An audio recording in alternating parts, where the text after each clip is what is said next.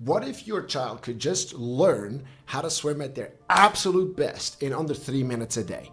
Look, any new result requires new action, like lose weight, make more money, attract somebody, fix a relationship, influence your kids, or for your kid, perform under pressure.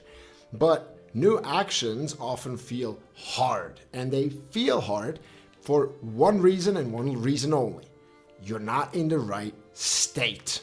Let me give you an example. Could be, I always procrastinate, or it never works for me, or I've been plateauing for 2 years. That's not just a thought, that is a identity.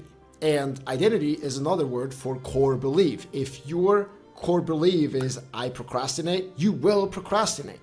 But if you install a new belief like I always find a way, I always follow through, I do what I said I would do, right? And you repeat it enough times until you believe it, that becomes your new core belief and you automatically step up. So yes, you need new actions, but don't try to force actions with willpower. Willpower is real and I have a lot of it and you probably have a lot too. Otherwise you wouldn't be where you are in your life, but it's limited.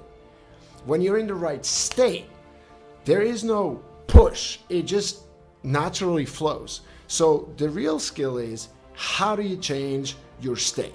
There's 2 ways, real quick. The number 1 way to change your state is your physiology. What is physiology? It is how you use your body. It's your body posture, it's your body movement, it's your breathing, it's the tone of voice, it's the energy, the tempo. Your body changes your biochemistry instantly.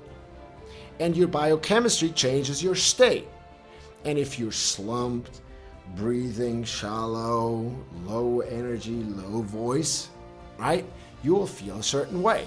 But if you radically change your body, shoulders back, you deep breaths, you move with intensity and energy, everything changes like that.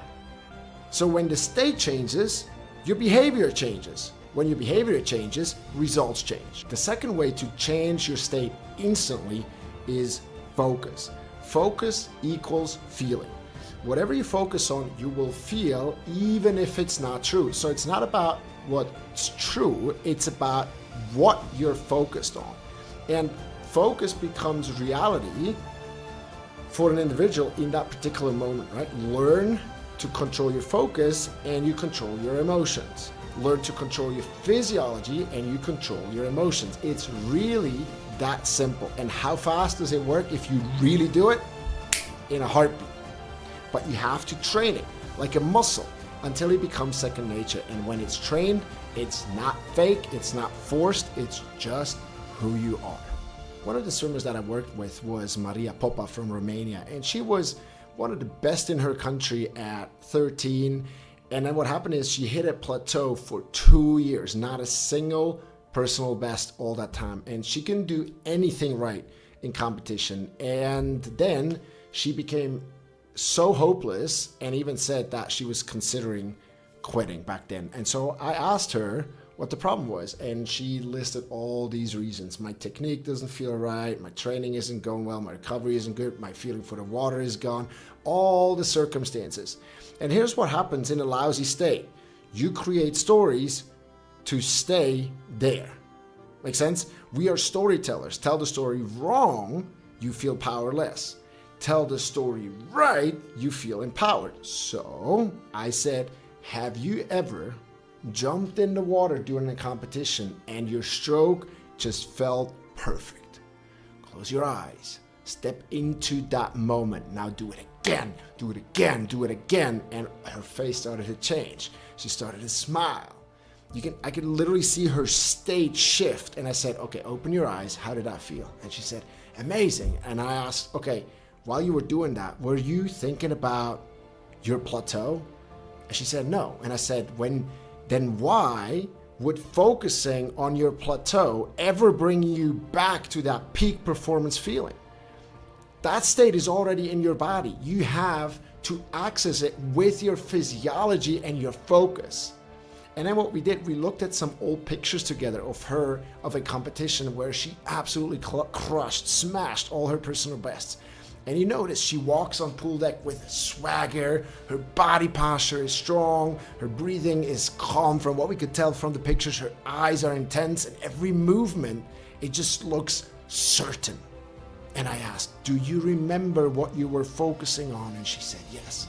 And I looked at her and I thought, I know exactly, I'm just gonna do my thing, and I love being there.